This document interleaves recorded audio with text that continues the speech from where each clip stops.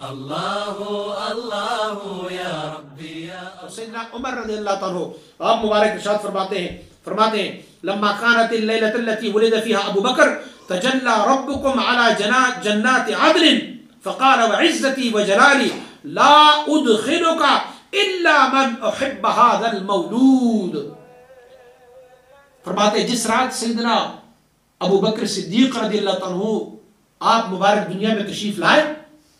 فرماتے اللہ کریم نے جنت کو مزین فرمایا،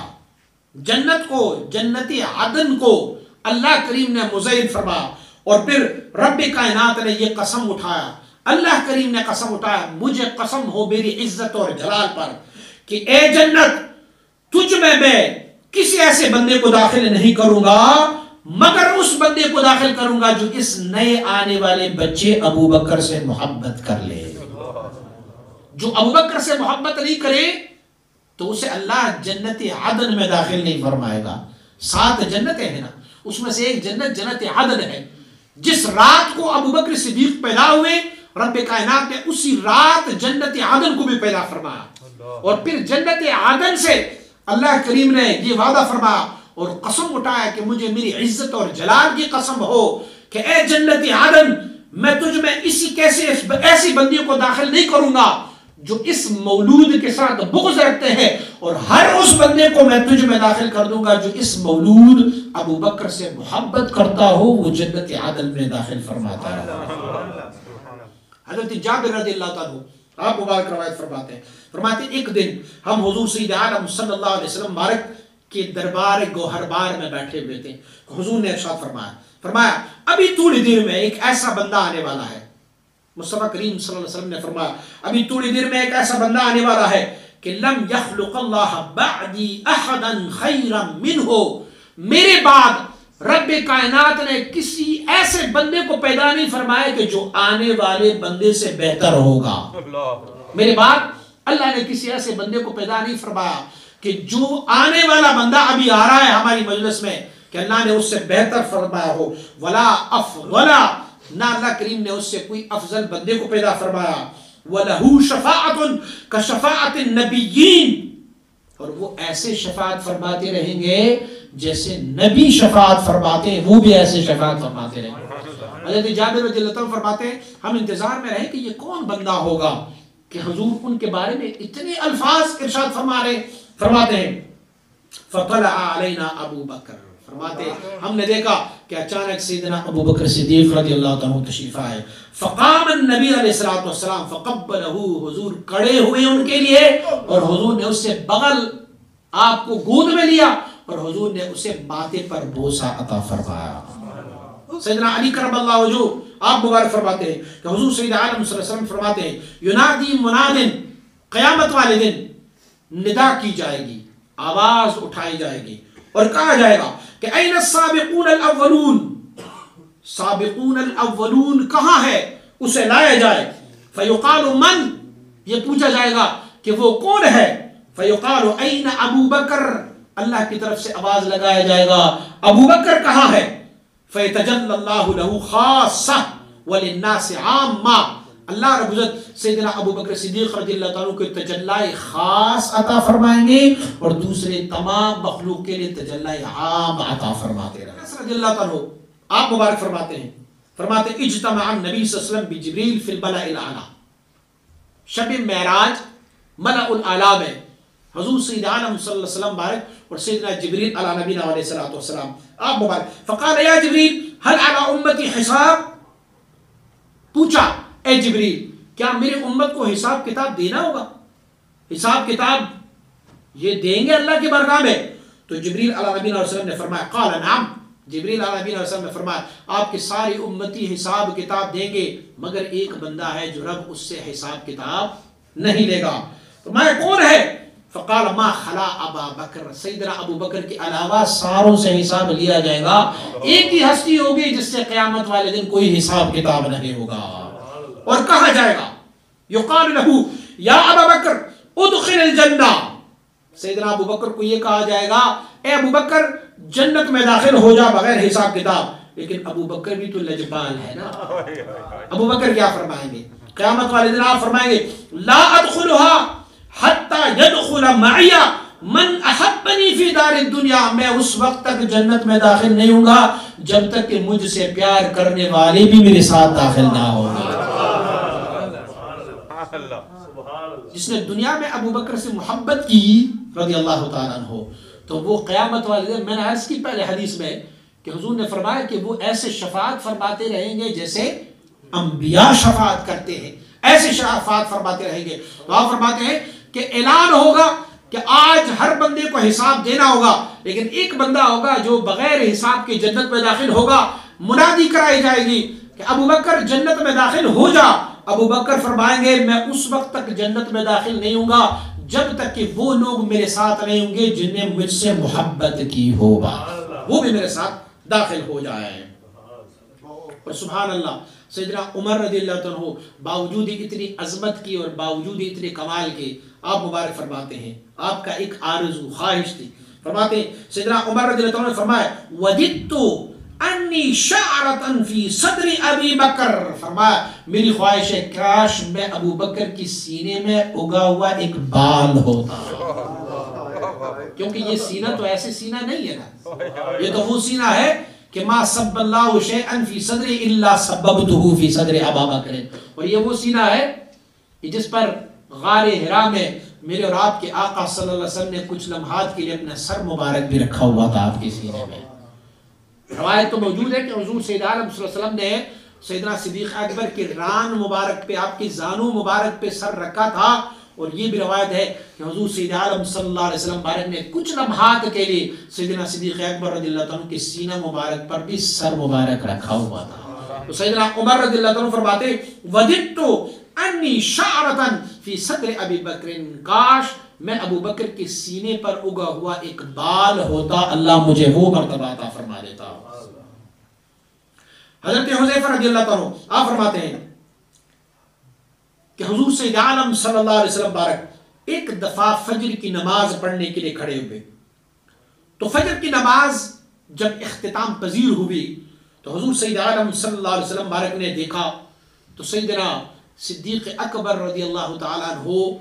آخری صف میں کھڑے تھے، تو فرمایا ابو بکر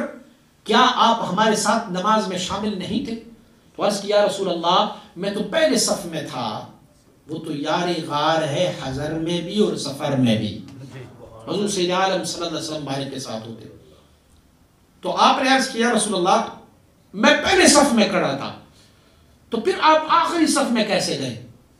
آپ نے فرمایا مجھے شک پڑ گیا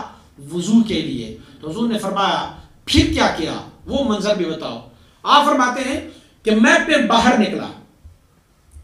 وضو میں تھوڑا شک ہوا تو میں باہر نکلا، جیسے میں مسجد نبوی شریف سے باہر نکلا تو میں نے دیکھا کہ وہاں پر ایک بندہ کھڑا تھا، ان کے ہاتھ میں ایک ٹرے،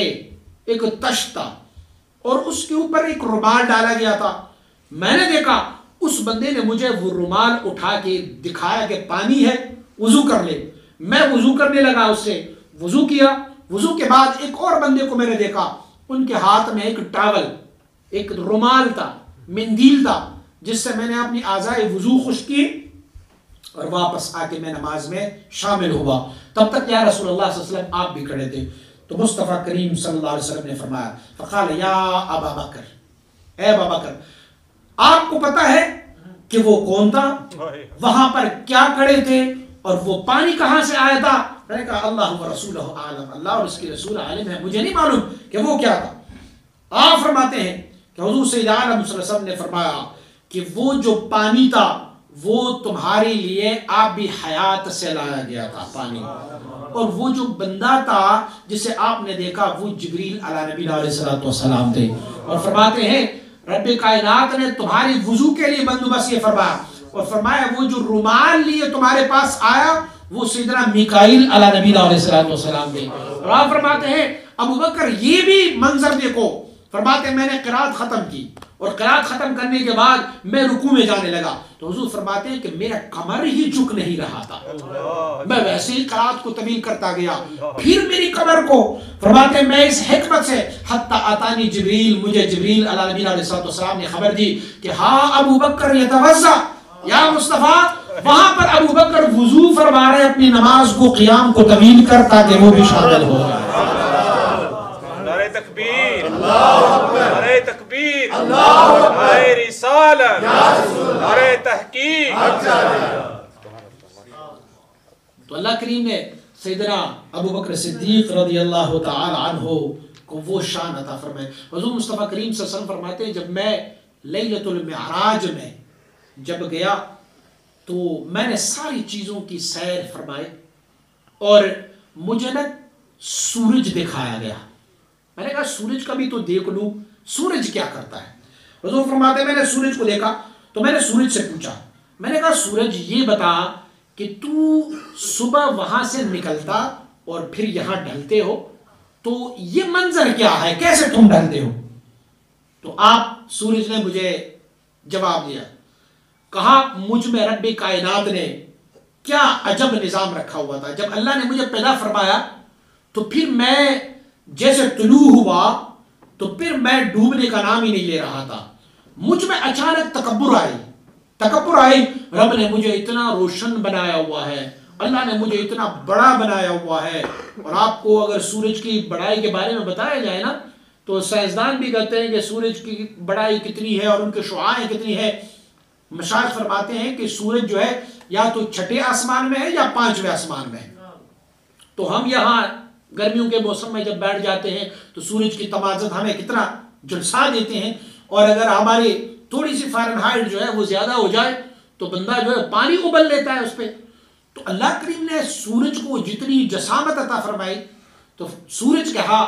کہ میں جب اللہ رب العزت نے مجھے بنایا تو میں نے دیکھا کہ میں اتنا بڑا ہوں، اتنا روشن ہوں، تو مجھ میں تعجب آئی،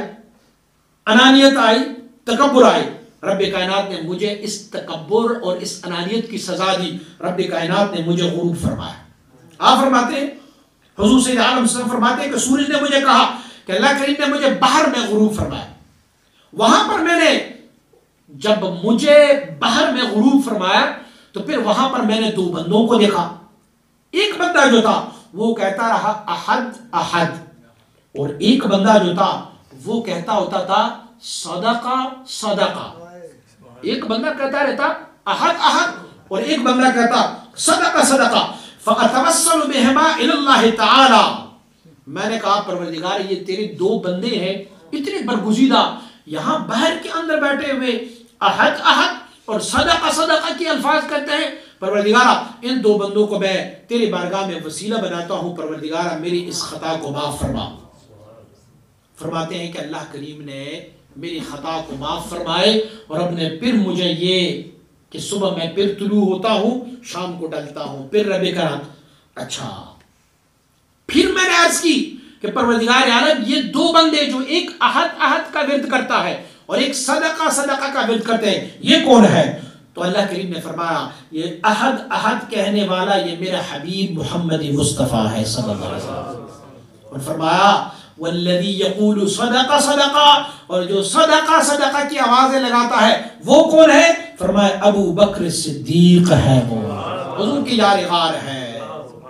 حضور سید عالم صلی اللہ علیہ وسلم مبارک نے ایک دن سیدہ طیبہ طاہرہ عائشہ صدیقہ رضی اللہ تعالیٰ آپ مبارکہ کو فرمایا عائشہ میں تجھے خوشخبری نہ دوں، کوئی ایسی خوشخبری جس سے تم سن کے خوش ہو جاؤ؟